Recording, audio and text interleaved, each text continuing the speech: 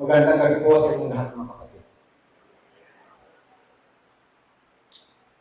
As some of you know, I lived in Rome for several years for my studies. And once in a while, even when I came back to the Philippines or when I was in Rome, I get to ask this question, what is your favorite place in Rome, Father? Because I stayed in Rome for about seven years. Ano yung pinakapaborito mong lugar sa Rome, Father?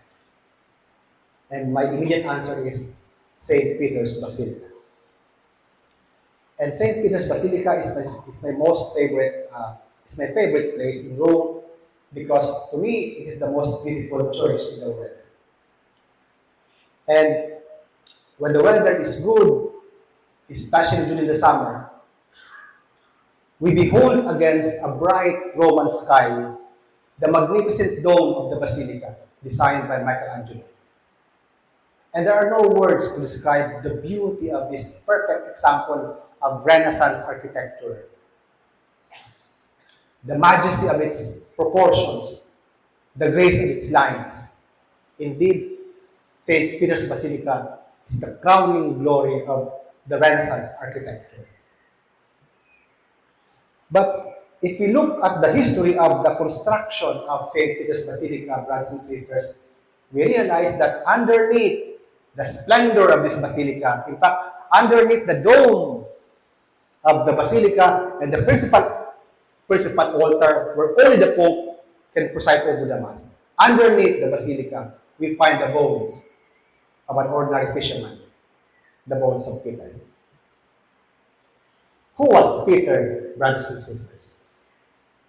Peter, if you look at the four Gospels, Peter was a passionate and big-hearted man. He was very passionate. You know, he always had something to say. Kahit ang karamihan doon, mali ang kanyang sinasabi. He was big-hearted man. You know, and in the gospel, especially in our gospel for today, when Jesus asked them, "But you, who do you say that I am?" Well, in St. Mark's gospel, we have an abbreviated answer, Peter, "You are the Christ." But in St. Matthew, which is probably, in St. Matthew, we have a longer version of Peter's response. "You are the Christ, the Son of the living God." And in 64 AD, Peter gave up his life for Jesus by being crucified on the cross upside down. You know, for those of you who have been to Rome and to the Basilica of St. Peter, we have this obelisk, this very tall monument, we call it obelisk. And there's so many obelisks in Rome. Actually, the Romans took them from Egypt, from Greece. Yeah, we have an obelisk at the center of the square of St. Peter. Actually, it wasn't there.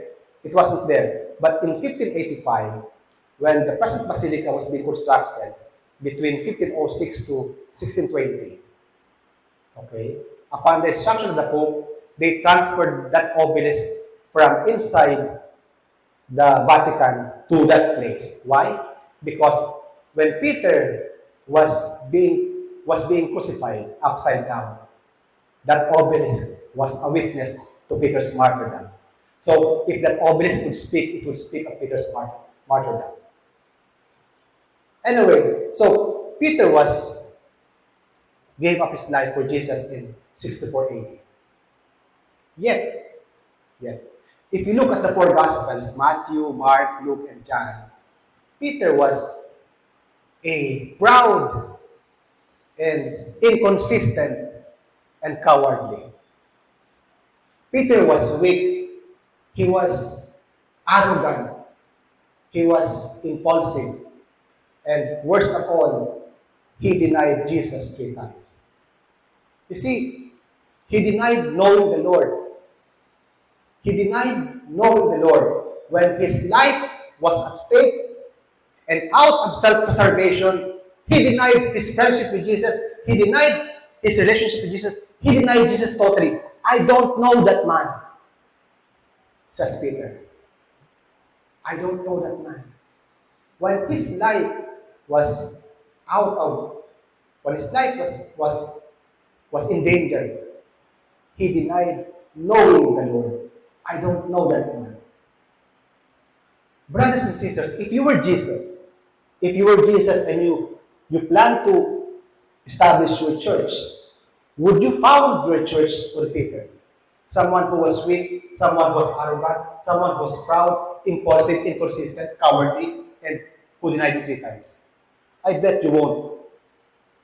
I bet you would look for another person, not Peter. But what made Peter one of the greatest disciples of Jesus? One of the two greatest disciples of Jesus, the other one being St. Paul.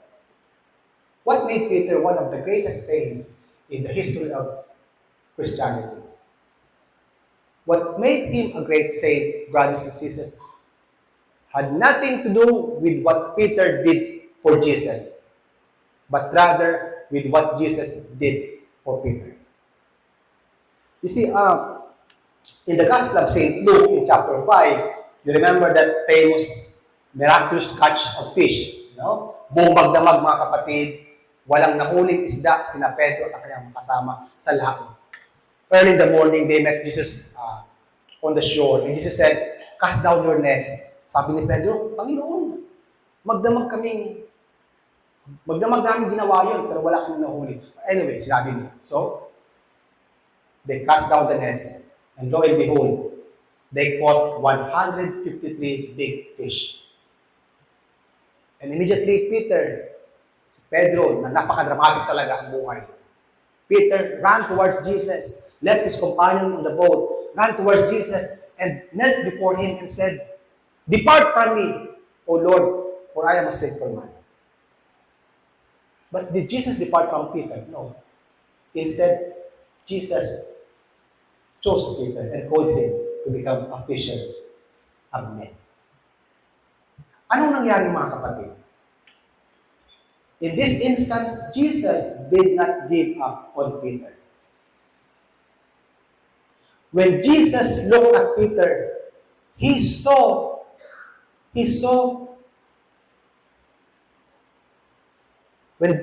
when Jesus looked at Peter, he saw not only the sinner that Peter was, but also the saint that Peter could possibly become someday.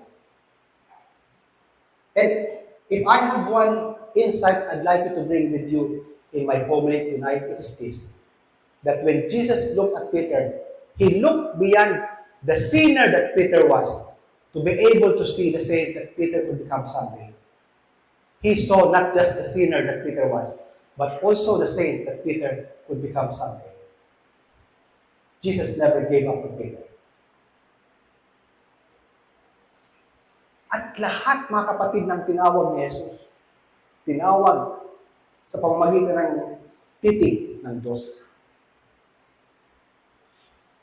Everyone that Jesus called in the history of the Christianity, He called by this loving voice.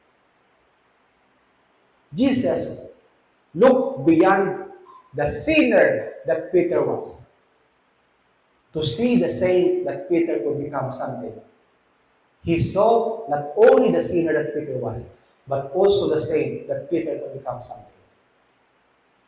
In chapter 22 of St. Luke's Gospel, the same Gospel, chapter 22, when Peter denied Jesus the third time, St. Luke says, when Peter denied Jesus the third time, Peter saw Jesus turning around and looking at him. Remember, it was the third time that Peter denied Jesus. And after denying Jesus the third time, Peter saw Jesus turning around and looking at him. St. Luke does not tell us what kind of look it was, but that look of Jesus made Peter bitterly weep outside, because it was a forgiving look. It was a loving gaze. It was a look that said, it's okay, Peter, I forgive you. Bago namatay si Jesus, mga kapatid, ito yung huling alaala ni Pedro sa kanyang buhay. Yung titig ni Jesus. Yung titig na nagmamahal, nagpapatawad, umuunawa. It was both a heart-piercing and a heart-healing look. And if ever Peter had the courage to go back to the community and be saved, it was because of that remembrance of the look of Jesus. St. Luke does not tell us what kind of look it was, but it made Peter bitterly weep outside. Bitterly weep outside. And so, I go back to my question. My favorite place in Rome is St. Peter's Basilica. Because every time I enter St. Peter's Basilica, and I've entered that basilica countless of times, I am always reminded of a God who did not give up on Peter, and of a God who does not give up on me.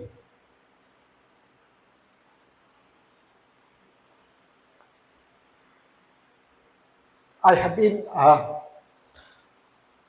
a priest for 26 years. People say I have been so successful because I am intelligent. No. I last this much only because of a God who does not give up on me. Kaming mga pare, mga kapatid, pare kami hanggang ngayon sapagkat because of a God who does not give up on us.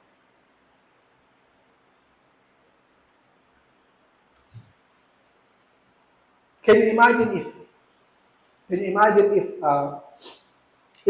when Jesus looked at Peter and Jesus stopped at who Peter was, arrogant, proud, impulsive, weak.